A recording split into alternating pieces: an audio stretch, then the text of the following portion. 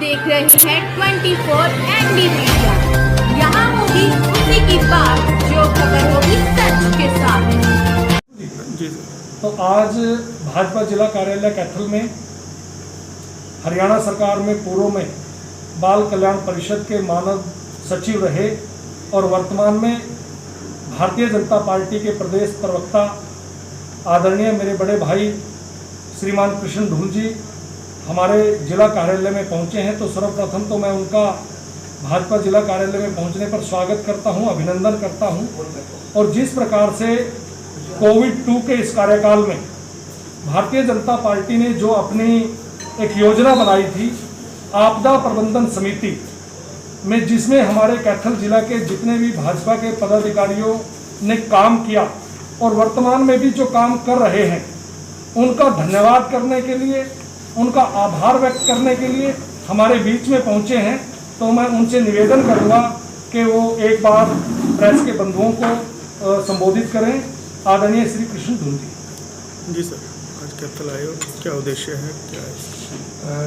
आज की ये जो बैठक का कार्यक्रम रखा गया है, ये हमारे प्रदेश के भारतीय जनता पार्टी के यशस्वी प्रधान श्री ओम प्रकाश जी धनखड़, जिनके नेतृत्व में सरकार के सहयोग के लिए भारतीय जनता पार्टी के पूरे समस्त हरियाणा के कार्यकर्ताओं को एकजुट करके और एक आपदा प्रबंधन समिति बनाई, जिसमें ये कहा गया कि सरकार का सहयोग पार्टी के कार्यकर्ता भी करेंगे और पूरे प्रदेश भर में एक स्टेट की हेल्पलाइन बनाई गई और जिलों की हेल्पलाइन बनाई गई, जिसमें न सिर्फ पार्टी का कार्यकर्ता अपितु समाज का हर व्यक्ति इस कोरोना काल में अपनी सहायता की, अपनी मदद की गुहार उस पर लगा सकता है।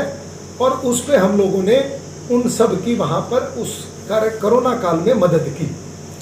उसी कड़ी में अब जब कोरोना के केसेस हरियाणा में कम हो गए हैं, तो हमने उस कोरोना की हेल्पलाइन को परामर्श हेल्पलाइन के तौर पर हमारे सम्मानित प्रदेश अध्यक्ष ओम प्रकाश जी धनखड़ ने कहा कि हम ऐसे जो कार्यकर्ता हैं जो कोरोना में पीड़ित रहे, या वो हॉस्पिटल में हैं या हॉस्पिटल से हफ्ते के अंदर बाहर आए हैं, हफ्ता हुआ या 15 दिन हुए हैं, या वो 1 महीने का लगभग समय हो गया और स्वास्थ्य लाभ ले रहे हैं, उनसे व्यक्तिगत संपर्क करके उनसे हालचाल जाने और उनके बीच में एक परिवार का समन्वय स्थापित करें, जिससे उसको ये ना एहसास हो कि वो अकेलेपन में जीवन जी रहा है। उस कड़ी में चाहे वो व्यापारी है, चाहे वो कर्मचारी है और चाहे वो हमारा मजदूर कमेरा वर्ग है, प्रयास ये कर रही है कि इस कोरोना महामारी में जो पिछली बार जो आर्थिक नुकसान बहुत ज़्यादा हुआ था, लाखों लोगों को पलायन करना पड़ा था, इस बार के लॉकडाउन में उस बात को ध्यान में रखते हुए बहुत सारी चीज़ों में राहत पहले से ही प्रदान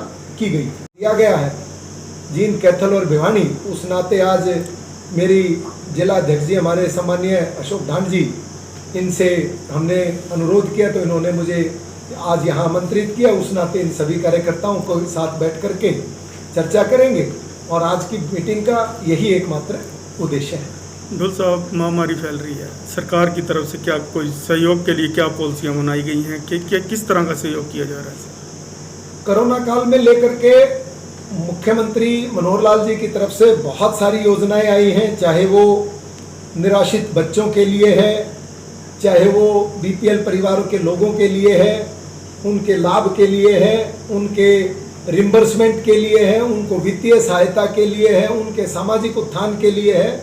बहुत सारी योजनाएं हैं, उनका पत्रक सरकार की वेबसाइट पर भी है और हमारे पार्टी के जिला कार्यालय में भी है। हर जगह पर पत्रक अवेलेबल है कि सरकार किस रूप में पीड़ित व्यक्ति के मदद के लिए सहारा लेकर के उसके साथ खड़ी है।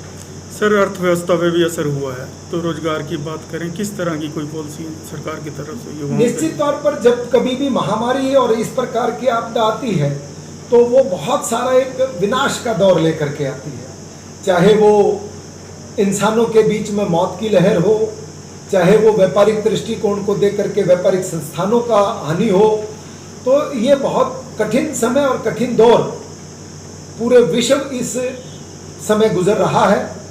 सरकार ने एमएसएमई के माध्यम से छोटे जो हमारे व्यापारी हैं उनके लिए सब्सिडी की और नई नई कल्याणकारी योजनाएं लॉन्च की हैं।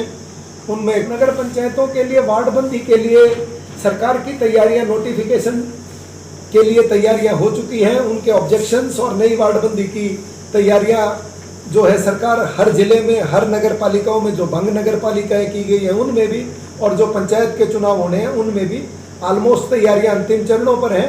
और मुझे लगता है कि सरकार अगले 1-2 महीने के अंदर अंदर जो चुनाव जल्दी करवा देगी।